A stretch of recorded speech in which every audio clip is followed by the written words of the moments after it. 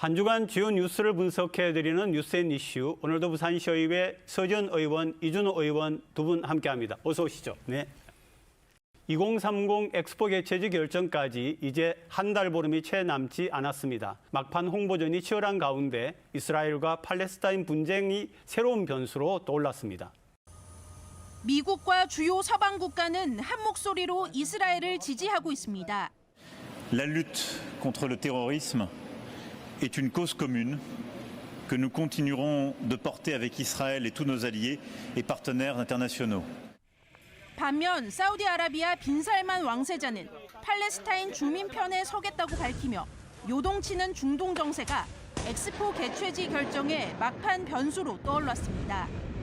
1차 투표에서 이탈리아가 탈락하고 부산과 사우디가 최종 맞대결할 경우 유럽 국가는 물론이고 중립 또는 개발도상국의 표심에 영향을 줄 수 있다는 평가입니다.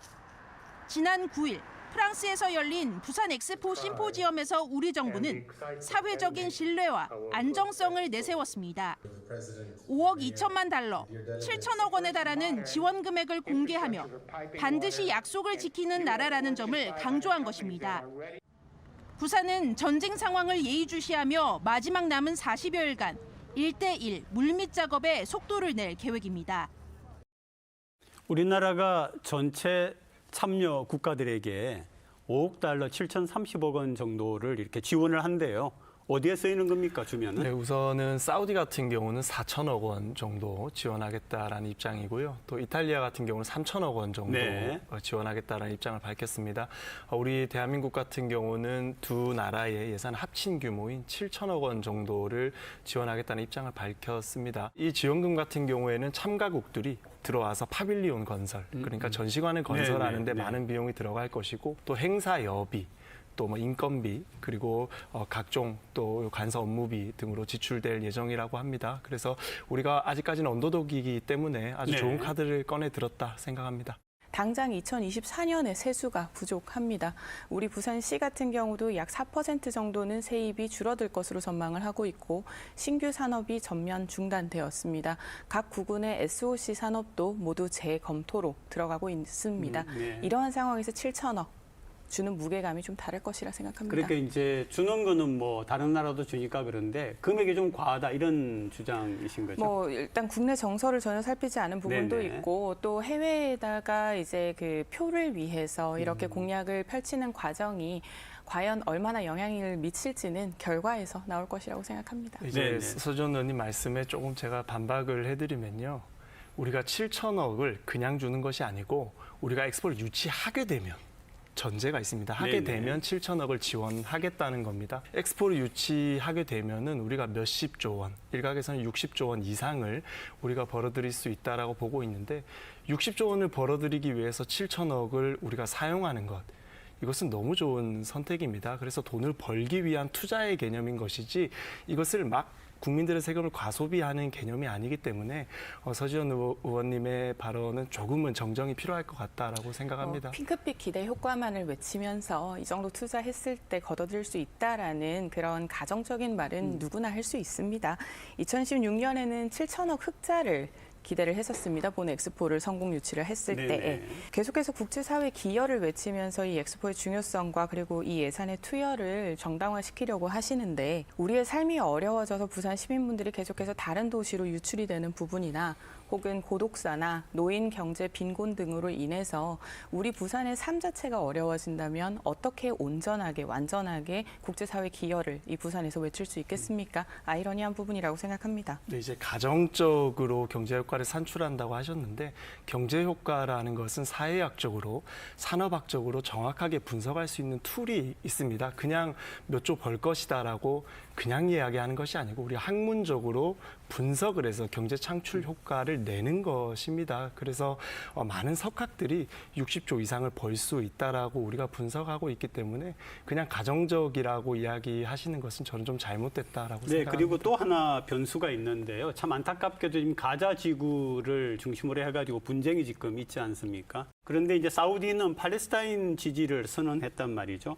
이건 또 어떤 변수로 작용할 것 같습니까? 저 같은 경우는 개인적으로 크게 변수가 될 것이라고는 생각하지 않습니다. 이미 부산처럼 사우디아라비아도 로마도 굉장히 오래전부터 유치전에 뛰어들었기 때문에 이미 외교적으로나 그리고 기업적, 경제적으로도 어느 정도의 연대는 마련이 된 상황으로 보입니다. 직접 내전에 처한 상황도 아니고 그리고 이제 마지막 투표만 남겨두고 있는 상황에서 이 지지 선언이라는 것은 결국은 정책적으로 그리고 정치적인 지지와는 별개로 이루어질 것으로 보입니다.